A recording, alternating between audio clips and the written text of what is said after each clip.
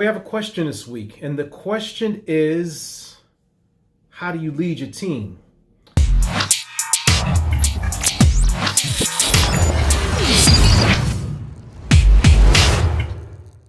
I'm Tommy Danger. This is The Thinking Effect, where we help you do your daily best. Thank you so much for tuning in. Please like, subscribe, and share.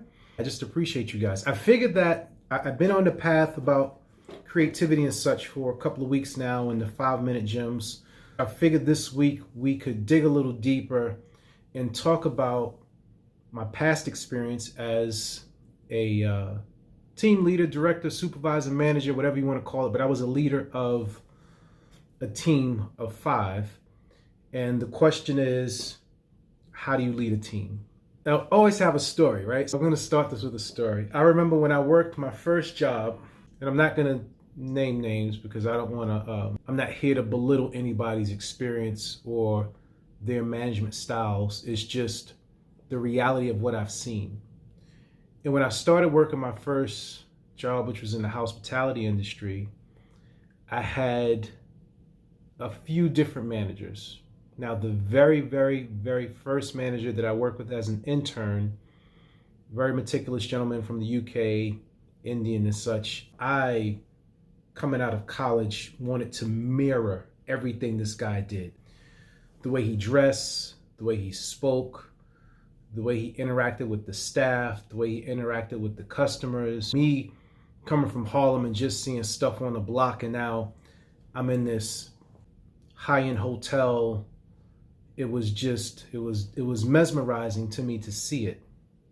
I soaked it all in. I remember I only had 2 suits and I had to be there 5 days out of the week, but I would rest my mom's soul. She taught me how to match different shirts and ties under the suits so that each time you would see it, it wouldn't look as if I had on the same suit over and over. I would always come in on time. I would take a lot of notes, and I would just soak up everything that he would do. And one of the best traits that I learned from him was how to mirror the customers, right? An example, if you're coming in for breakfast and you're upbeat and you like have a lot of energy in the morning, and you, hey, how you doing? I'm gonna greet you right back. Hey, morning, great, everything's fine. Offer you table for one. I'm gonna mirror that energy back. There were some people who came in and they're like, good morning, table for one. And I would say, right this way, please, right? It is because in learning that, it puts people at ease. It's almost like you're speaking their language. That's a really good trait that I had learned from him. Now, what I also learned from him was how to be direct. As a leader, you can't not be clear with your instructions. And if you do, you're pretty much setting yourself up for conflict or just misunderstanding. If you're supposed to be here at a particular time, you're here at a particular time. If that was the message for the team, there was no exceptions because you have personal issues or whatever. This is the time for the team. And if you need something other than that, then the discussion needs to be had, but it's not just like something that you could free willingly just change. And he was very, very stern and fair about that. I picked that up from him. Really great guy. On the flip side, as a leader, sometimes he had an issue with taking constructive criticism because he thought that everything he did was great. In his eyes, he was great. Great in the sense of, while the operation did not do well financially, he did prove to the owners at the time that he was putting things in place to show that he was making an effort. And sometimes with certain operations, that's all you can do. It's literally, it's an experiment. While you may have a baseline and goals set in play, unless you have some documentation of what has worked and what hasn't, you got to try a bunch of different things to get it right, to figure it out. And that's what he was really good at. He was really good at trying things out. If it failed, try something else, not going back to it. But if you challenged him and say like, look, you're doing a bad job, he really took that personal. I would say in leading a team, you have to be open to feedback. The people who are on the floor, the people who are doing the actual work, the people who are interacting with the customers, they're sort of like the front line. As a manager, and one thing I don't like about managers, as a manager, like, and as a leader, stay out of the way. Stay out of the way when it's just daily operations, what we call like front office operations. Like, stay out of the way only if you were called on to intervene in a situation to where your skill set is needed. Maybe you are really good with conflict and a person is being extremely confrontational. Now, you're needed to come in and diffuse the situation, but don't be the type of manager to where you, or leader, to where you feel as if to stay busy, like you have to be mixed in with everybody else. No. If you feel like you want to be mixed in, ask the team, hey, do you guys need help? Where can I help you? Now, also, just because you're a good leader doesn't mean that you're good in hands-on in the operation. And I think one of the traits of a good leader in leading a team is knowing that. It's knowing where your strengths and weaknesses are so that you're not overstepping your boundaries and getting in people's way and making it frustrating. Shout out to my son. My son would always say, like, certain managers, they get in the way of the operation. Just tell me what you need done and let me do it. Because sometimes a manager can get in the way and you just totally either train wreck the operation, or you slow things down, or you're starting to ask questions, and that's not a good thing. It's always looking for the feedback from the team and asking them what tools do they need to do their jobs effectively. Now, the tools can be operational things, but the tools could be something as simple as making the work environment decent, making it feel comfortable. A lot of jobs are just shitty jobs. I'm not going to sit here and sugarcoat it. But if you make the team feel as if we're together, like we're sort of fighting the villain, right? The job is the villain, and we're coming together like superheroes. And we're taking care of these customers, and we're creating these products, and we're producing these services together as a team. And as a leader, you're being human. Something as simple as saying good morning to the team. I've worked with managers to where for days, weeks, sometimes even months, they walk right past you like you don't exist. They never ask you, how's your day going? How's the project coming along? They just come to you with demands. They just come, hey, I need this done right now. Where is this? That's not the trait of a good team leader. We are human first. You are a human first. I'm not saying get personal with people, but you can be personable. Common courtesy. Good morning. Good afternoon. Good evening. You ain't got to know a person's backstory, but as a leader, you want to have that baseline. I've worked for certain managers to where their fear is inflicted into the team.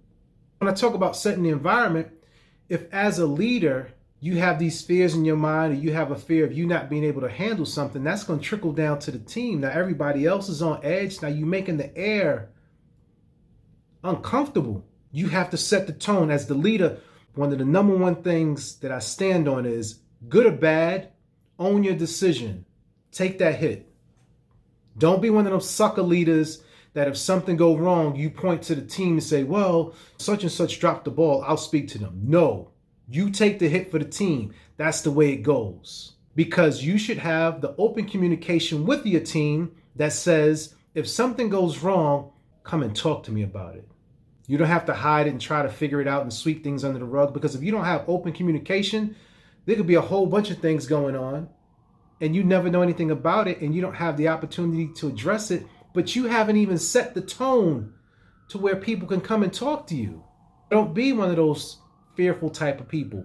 And as a leader, if you notice you're not good at something, because a lot of times some of us are placed in management roles, not because we clearly have leadership capabilities, but because we or because you actually possess consistency in doing a job by showing up. You ever see those people that get promoted just because they're there? And then when they're promoted, if a person is promoted to being a leader and they have the potential, it is your job as a leader to give them the training to bring out that skill set. Not everybody is meant to be a leader. Some people are made to be strong support staff and they're really good at it. But when you put a person that's in a strong support staff role into a leadership position, they're not good with confrontation. They're not great with making decisions quickly. They're not that good with the big vision. That's your job. That's what you're supposed to do. You're supposed to take in all the information, process it, think about the big vision, and then figure out what tools that the team need to get it done. Or when things begin to derail, how can you put things back on track? And a lot of times, some people merely don't want to be a leader because they don't want to take responsibility for other people. But as a good leader, when you're building a team, you should be able to surround yourself with the people who basically have your weaknesses. There's no need for you to have somebody on the team with a skill set that is just as strong as yours, because the only thing you're going to do is feel threatened and bump heads, which is why you want to diversify your team. And I'm going to get on the coaching thing for a minute, which is why the flight assessment is so dope, because, or the disc assessment, let's keep it a buck, because now you can see the type of personalities that you have on a team and how they can fit in each role, or what adjustments you need to make on the team so that you can have basically that super team, those 4 dominant personality types. One person that can solve problems, one person that can interact with people, one person that can set the pace, and one person that can set the procedures. You at the head, and then you have the super team right under you. You just building your org chart. And you have to find ways not to let your personal views interfere with the team. It's always about the team. As the leader, it's always about the team. How can you set them up best for success? Not yourself. It's not about you. Stop being selfish. You get in these roles and you start making 6 and 7 figures and your ego get big and you think it's about you. It ain't about you. What can you do for the team? From the time that anybody came on my team within a month, my question is, what do you want to do next? I want to see you grow. I don't want somebody that's going to sit on the team for 20 years in one role. Even if that's your personality type, take that somewhere else, because I want to see that you're learning something else. Maybe that's my fault. I want to see better for other people. And then I'm looked at like I'm crazy. But that's cool too.